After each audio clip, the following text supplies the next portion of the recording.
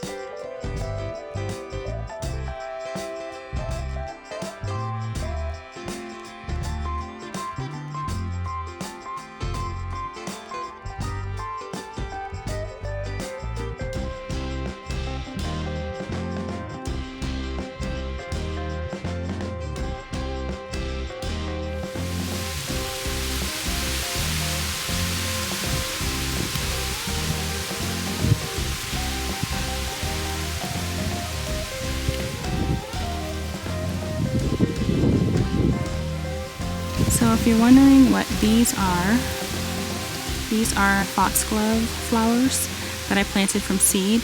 There's only 2 here, believe it or not. They're just really large. And they actually flower in the 2nd year of life. So this year they only focus on growing leaves so that they can perform photosynthesis and produce sugars that they will send down to the roots, and then over the winter they will go dormant and come back in the spring. Next spring they will actually be putting on long stems of the most beautiful flowers ever. So I'm very excited for that. I think foxgloves are one of my favorite flowers, definitely.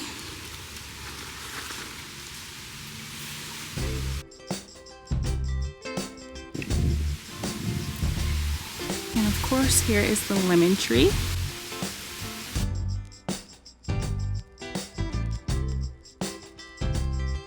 I didn't thin out any of the lemons, so there's a lot of them on here, but they're super small.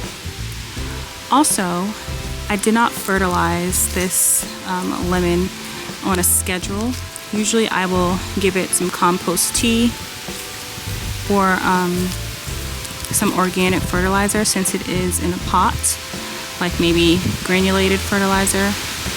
Also, the plant did get a little dry at times, so the watering was not consistent.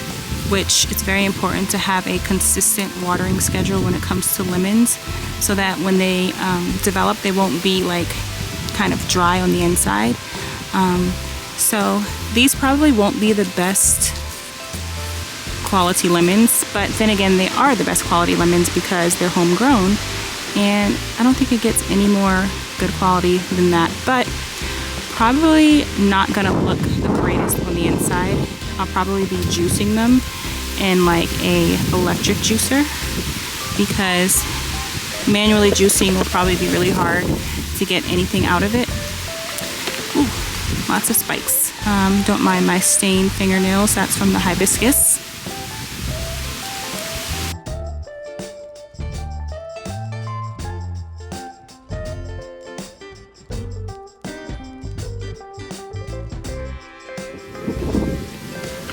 This is the other lemon tree, which looks a little better than the other one. However, this one did not get as many lemons.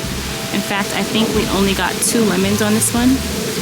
But since there's only 2, they're more of the normal size that you would see in the store.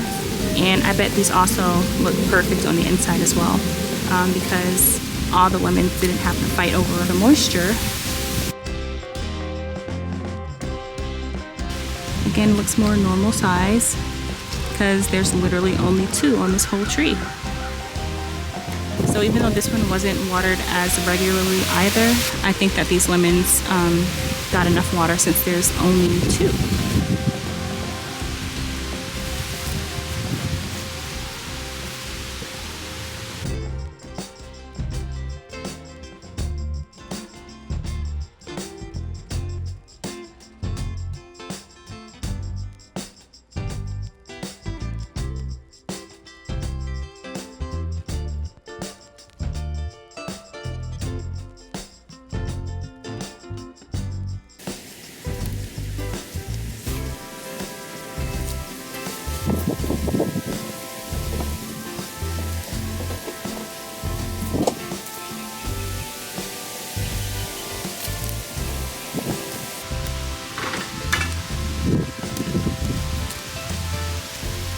We will likely bring this inside so that it won't freeze, and then hopefully after this frost is over, we'll get a couple more days of sunlight so that we can bring them back out to ripen some more.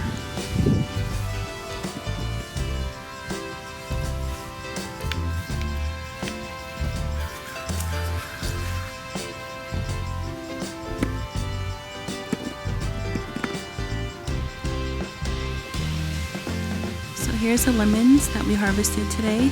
There's some potatoes underneath there. And then the rest of them, I think we'll just leave them on the tree because they could ripen a little bit more. And so we can just take them indoors. And then after this little frost is over, hopefully we get a couple more days of sunlight so that they can turn a little bit more.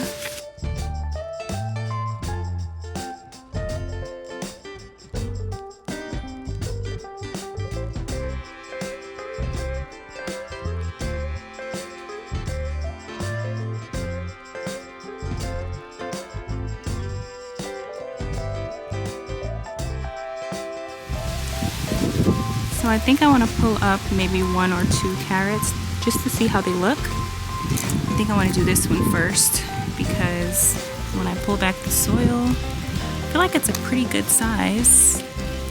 Hopefully it goes down really long. Sometimes it looks huge from the top, but then it's like that short. So, oh, yep, just like I thought. But that's okay. This could also be one of the shorter varieties because I did plant multiple different varieties of carrots. So I think these are the more like short, stubby ones. Let's maybe harvest one more. Oh, not bad. That's pretty good. It looks very rich in color. So now I know that I can actually wait for them to get at least this thickness on the top before I harvest them. And it looks like if I left it in longer, it would have probably doubled in size. So that's awesome. We have 2 carrots.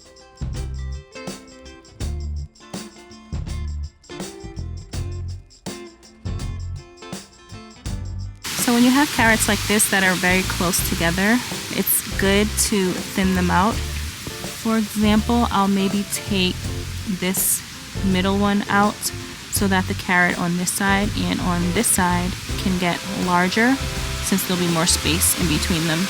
But if you have pretty good soil that's not super compact, like this soil is not compact at all, I can easily dig a hole with my hand. So as these carrots grow, they also can push each other out of the way, but it's still always good to, you know, thin them out, especially if you really want a carrot and you don't mind it not being full size. You can just kind of pluck one out from the middle. But I'm gonna leave these here, but just a cool thing to note, since carrots pretty much can be harvested at any stage, you can always thin them out by just being strategic about the way you harvest them. So instead of just harvesting one from anywhere in the garden, especially if it's kind of a loner like this one, I wouldn't harvest this one. I would go ahead and harvest one like this first, because I know that I'll be benefiting the carrots around it, and in the long run I'll have larger carrots.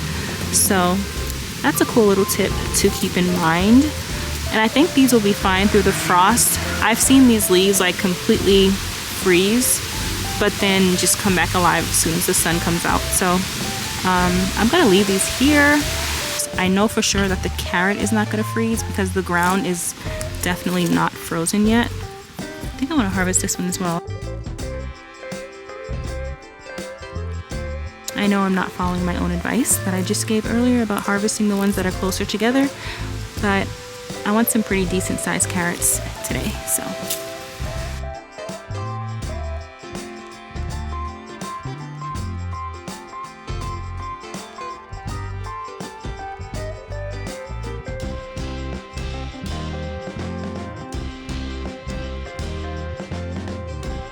Well, my camera is about to die, so I'm going to end the video here. Hope you all enjoyed this video. Thank you so much for watching. Bye for now, and I hope you have a blessed rest of your day.